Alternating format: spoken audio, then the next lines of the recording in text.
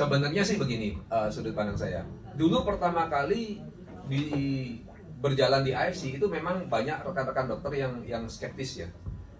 Bahkan saya punya grup satu angkatan, itu saya kirim berita kesembuhan. Mereka semua bilang ini apa gitu. Karena bagi dokter tuh, walaupun Anda sembuh sekarang, Anda sembuh, kalau penelitiannya nggak ada, itu semua omong kosong gitu. Nah waktu itu saya ini usil. Jam pegang bawah. Pegang atas. Oh gitu. Ya, okay. Ini laki perempuan sih? Iya. Ini perempuan dong. Ini pegang atas. Iya, pegang atas ya. Iya, pegang atas. Saya seneng guyon ya, nggak apa-apa ya Bapak Ibu ya. Saya sampai dapat gelar nih dari Jimmy Dago, katanya gini, ini Bu Sido satu kok lain sekali, kerjanya guyon terus, jalan-jalan terus, katanya gitu. Ya, jadi saya pada saat itu banyak ditertawakan dan saya usil. Jadi pada saat itu saya nggak berikan penelitian-penelitian itu pada mereka gitu. Karena memang saya ingin goda teman-teman saya. Jadi tiap saat saya kirim, ini loh kanker payudara kayak gini, ini sembuhnya nih, ini sekian hari. Nah, kecil lukanya, terus menurut kalian bagaimana? Wah, ribut lagi kan. Loh, ini kan real. Emang pernah pasien Anda seperti ini gitu saya ganggu. Nanti mereka udah marah, saya tinggal. Gitu. Nanti kalau udah minggu depannya udah sepi-sepi, saya kirim testimoni gagal ginjal. Ini gitu. Ini hasil labnya ini, kok bisa begini ya? Hebat ya produknya ya. Oh, dia ribut lagi kan. Saya bilang loh, Anda kan kepala lab.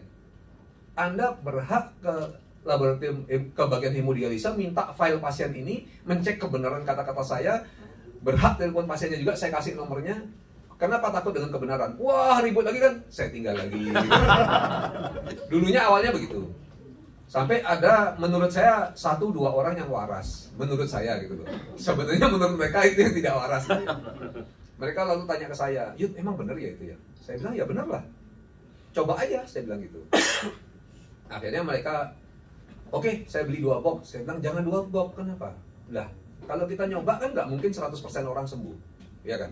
Sekarang kalau kesembuhannya katakan 70-80%, terus kita kasih cuma ke 2 orang, pas 2 orang ini di 20% yang nggak sembuh itu, kan kita anggap jelek dong produknya, itu kan nggak fair.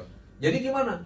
Kamu kasih ke 10 orang, saya bilang, nanti kamu akan lihat kesembuhan yang luar biasa. Nah akhirnya dia kasih, nah malah dia sendiri yang telepon, Yud, saya perlu zoom dengan kamu. Saya pikir gini, waduh, pasiennya dia mati nih ceritanya. Ternyata dia tanya, ini apa ini sebenarnya? Apa? Kenapa? Saya tanya. Itu teman saya, sumbatan jantung. Kalau sholat di lantai 1, harus naik lagi ke lantai 2, itu jalan setengah tangga ada. Buat saya yang papah tiap hari katanya. Kok konsumsi produk ini 1 box, tiba-tiba udah jalan duluan, mau saya bantu nggak usah katanya, malah dia duluan dari saya naik ke atas katanya. Ini apa produknya? Saya bilang ya karena pembuluh darahnya bersih. Mana bisa katanya? Ya bisa gitu loh.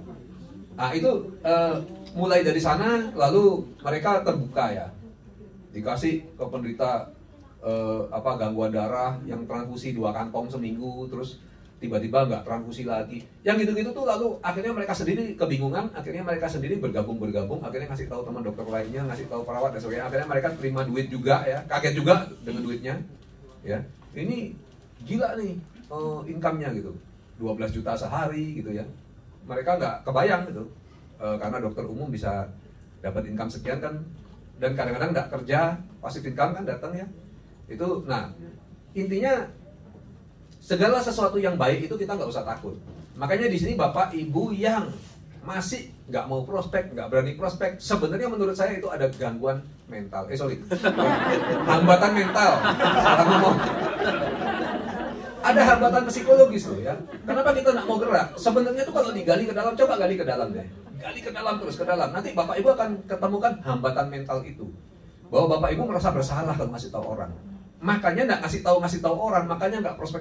Itu harus dihilangkan gitu loh. Gimana cara hilangkan?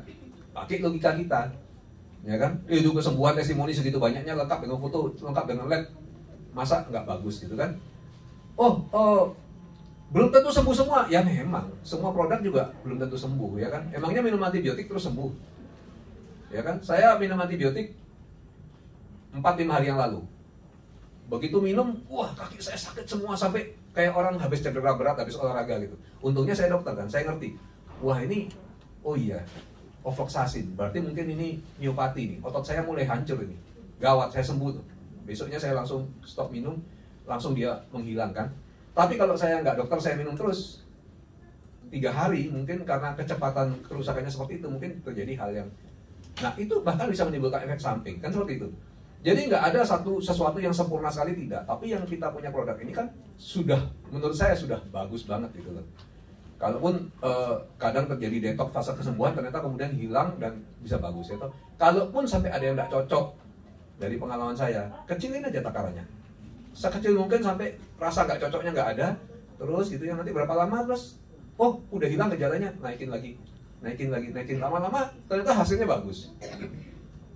Saya tahu karena itu kan terjadi pada diri saya sendiri.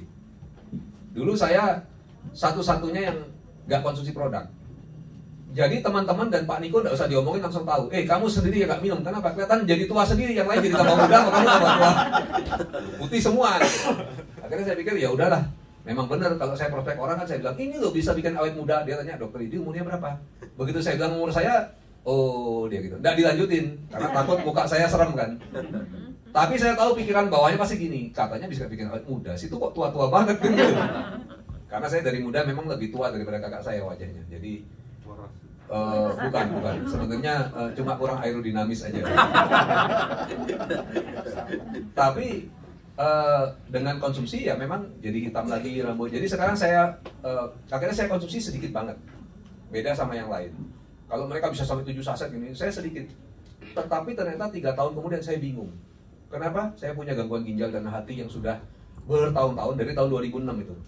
Saya periksa sudah berkali-kali juga, karena kita orang yang logis ya. Jadi kalau cuma periksa sekali tinggi, nanti hilang itu kan bisa terjadi apa-apa. Tapi saya sudah periksa berkali-kali terus dan selalu begitu secara laboratorium. Tapi secara gejala nggak ada kan. Waktu ini merasa punya uang lah dari AFC kan. Jadi kita pengen berumur panjang kalau udah punya uang, ya nggak? Pengen senang-senang kan gitu. Nah saya coba mau suntik stem cell. Begitu diperiksa lengkap ternyata gangguan ginjal, gangguan hatinya sudah hilang. Menarik ya. Pakai produk yang sedikit gitu. Jadi nah kalau kita lihat, bagi saya di AFC ini semuanya kebaikan. Dari produknya kebaikan, bonusnya apalagi ya. Lihat bonusnya Kobudi gitu. Kalau saya nggak berani ngomong bonus saya sekarang. Terus jadi sama. Ketiga juga dari sisi membantu orang ya, sisi manajemen yang mengajarin kita menjadi hati besar gitu loh. Beda gitu. Jadi karena itu bagi saya dari semua itu kita nggak harusnya kita punya mental block. Mengenalkan sesuatu yang baik kok ada mental blocknya, ya nggak? Kita nih justru orang itu beruntung, ya kan? Justru yang menolak itu juga nggak apa-apa, kita nggak usah jengkel. Cuma kasihan karena mungkin karmanya dulu kehidupannya lalu nggak baik dan sebagainya, dia nggak bisa ikut di sini. Itu kan kayak orang lain-lain. Dia loh, kalau karmanya baik pasti ikut. Tante saya gitu, ya kan saya ajak nolak marah-marah, ternyata akhirnya ikut. Begitu ikut hari ini punya berapa rumah dok? Oh, dia dari dulunya jual-jual rumah, terus sekarang bukan rumahnya orang loh, rumah sendiri dijual. Bukan broker. Sekarang dia punya rumah, punya apartemen itu di kawasan yang strategis ya, Pakuwon, terus punya mobil Pajero barusan beli lagi rumah besar, dia bilang cash katanya gitu.